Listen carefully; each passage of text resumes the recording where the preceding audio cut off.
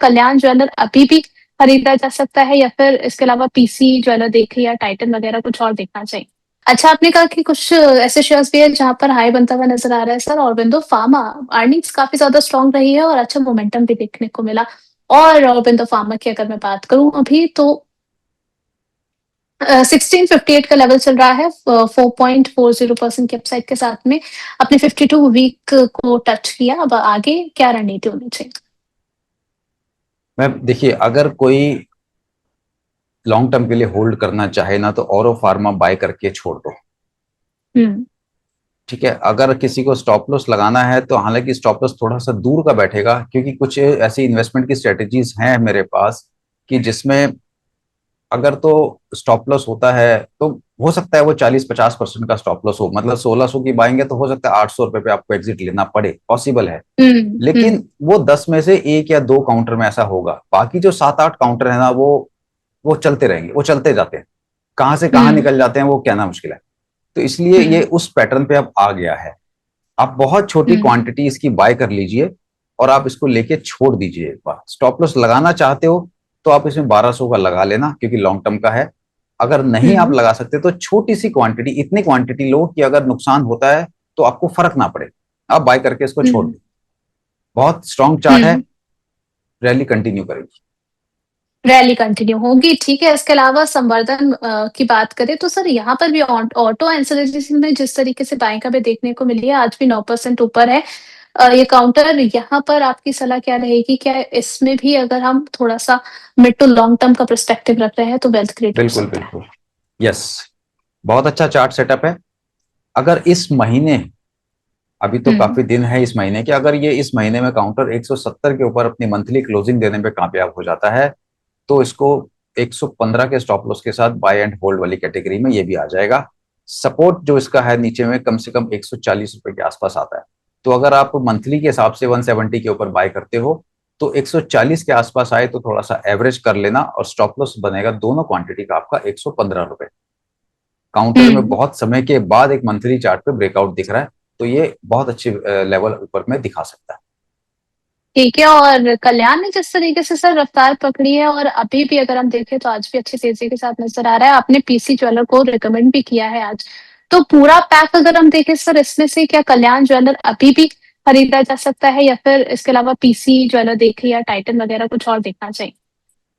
Ma'am शायद आप भूल गए कल मैंने क्या बोला था, कल? जी जी। है ना। मैं नहीं इस सर। पूरे सेक्टर पे आप कुछ भी आप पूछेंगे मैं जवाब दूंगा। कल्याण मुझे पर्सनली मैम पसंद ही नहीं। क्या होता है, कुछ लोग ऐसे होते हैं जिनको देखकर ना पॉजिटिव वाइब्स नहीं आती है आपको, हालांकि आप उनको हम्म। जानते नहीं हो, लेकिन फिर भी लगता है कि इससे मेरी ट्यूनिंग नहीं बैठेगी।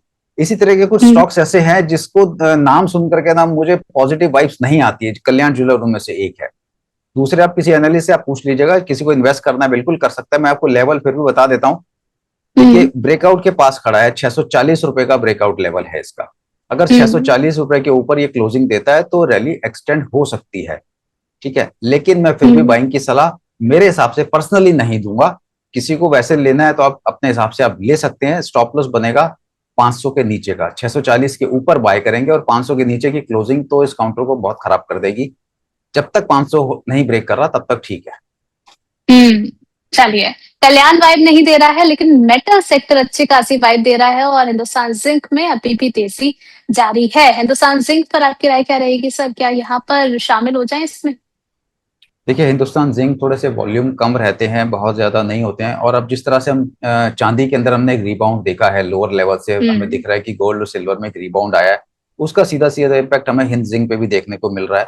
तो मंथली चार्ट पे तो देखिए इसका सपोर्ट आता है 500 रुपए का। पिछले हम्म। 4-5 महीने का लो आप देखेंगे तो 500 के आसपास ही है। तो लेकिन मैं इसको अगर थोड़ा सा ट्रेडिंग व्यू से देखूं तो 615 के आसपास का रेजिस्टेंस है। अभी फ्रेश यहां बाय मत कीजिए, डिप पे बाय कीजिए, क्योंकि एक डेली चार्ट पे काफी लेवल स्ट्रेच हो चुके हैं, मूविंग एवरेजेस बहुत दूर चली गई हैं। तो साइडवेज मोमेंटम हो जाने दीजिए। अगर ये 585 का लेवल ब्रेक करेगा तो ये काउंटर आपको वापस 550 530 आता हुआ दिख सकता है।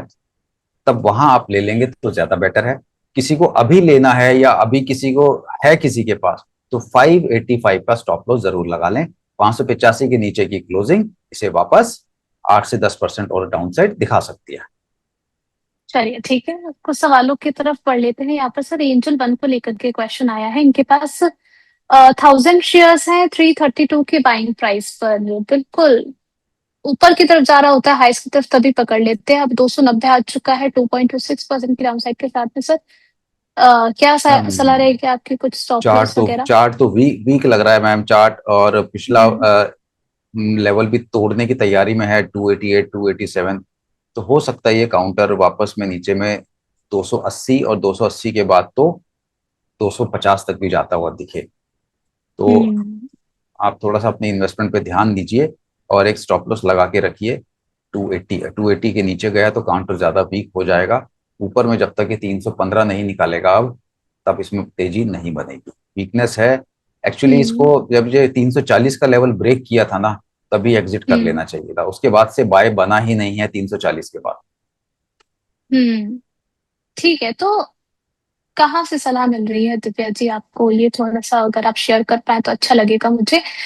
इसके अलावा सर एचपीसीएल देख लीजिए, आकाश गोयल जी का सवाल है। जानना चाह रहे हैं कि क्या करंट लेवल से यहाँ पर कुछ बाय किया जा सकता है एचपीसीएल, क्या पिक करें सर या नहीं? देखिए, क्रूड ऑयल थोड़ा से फिर से नीचे से उसने बाउंस दिखाया है। अगर हम कल की बात, हम्म। कल क्रूड ऑयल ऊपर गया, आज भी थोड़ा सा पॉजिटिव ही है। तो जब तक क्रूड हम्म। ऑयल के अंदर एक सस्टेनेबल ब्रेकडाउन नहीं हो जाता, तब तक एचपीसीएल नहीं चलेगा। आप एचपीसीएल से हम्म। बेटर आप आईओसी में चले जाएं। और आईओसी कभी भी आपको 138 135 मिले, आप वहां बाय कीजिए। आपको आराम से वहां से 144 45 तक के लेवल मिल जाएंगे। तो वहां आप प्ले कर सकते हो 8 से 10 रुपए के लिए। लेकिन लोअर लेवल पे एचपीसीएल भी अगर आप लेना चाहो, इसको 375 के आसपास लेंगे तो आपके लिए ज्यादा बेहतर, आपका रिस्क रिवॉर्ड होगा और प्रॉफिट आने के चांसेस ज्यादा रहेंगे। अभी नहीं।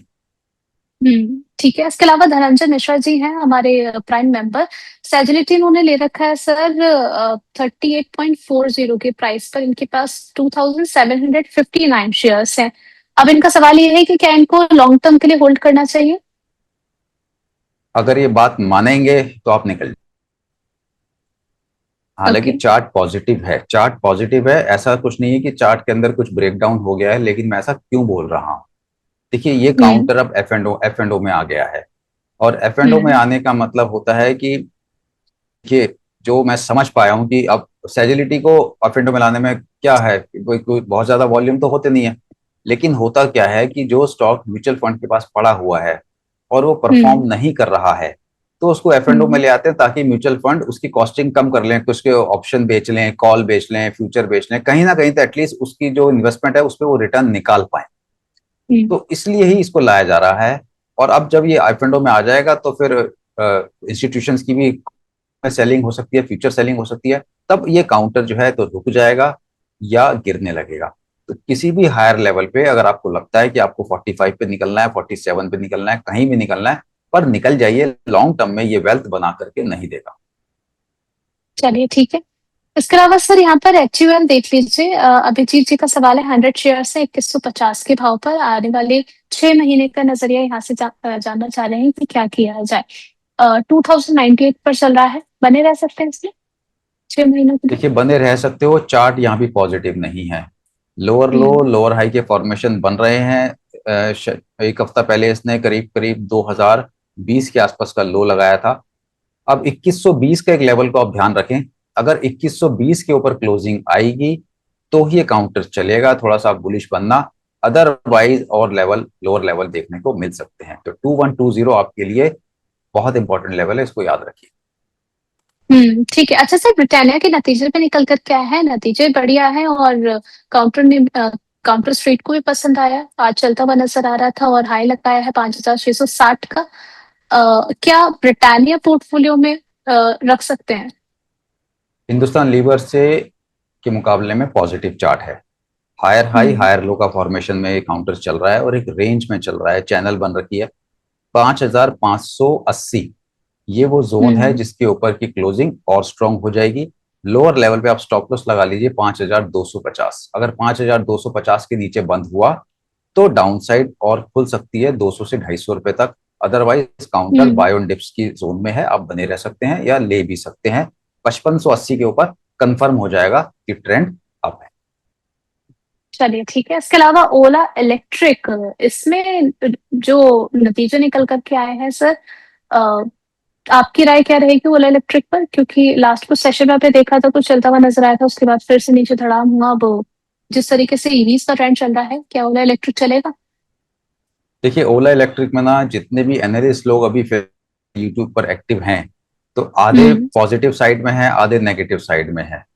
तो हम्म। कहते हैं कि वो एक अ, रस्सी के कहते हैं कि खींचातानी चल रही है कि कौन हम्म। जीतेगा।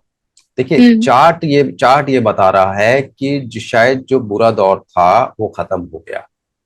कब हम्म। चलेगा वो एक पॉइंट है, वो क्वेश्चन है, लेकिन काउंटर धीरे धीरे अब ऊपर की तरफ खिसकेगा। पहला टारगेट मेरे हिसाब से 45 का आता है। 45 आने के बाद ये रैली ऊपर में एक्सटेंड हो सकती है। अगर कोई बाय हम्म। करना चाहे तो आप इसको 42 रुपए के ऊपर बाय करना। अगर ये 42 के ऊपर क्लोज करता हुआ दिखे तो आप इसको बाय कर लीजिएगा, और आपका स्टॉप लॉस रहेगा 36 का। 36 के नीचे जाने का मतलब है कि फिर से हम ये मानेंगे कि जो भी पॉजिटिव न्यूज आ रही थी या जो भी चार्ट स्ट्रक्चर बन रहा था अब वो खराब हो रहा है। 42 के ऊपर हम्म। पॉजिटिविटी कंफर्म हो जाएगी, 36 के नीचे नेगेटिविटी कंफर्म हो जाएगी। अभी उसके बीच में ही प्ले हम्म। कर रहा है, 42 के आसपास कंसोलिडेट हो रहा है, बहुत अच्छी बात है। तो मेरे हिसाब से as of now chart positive है।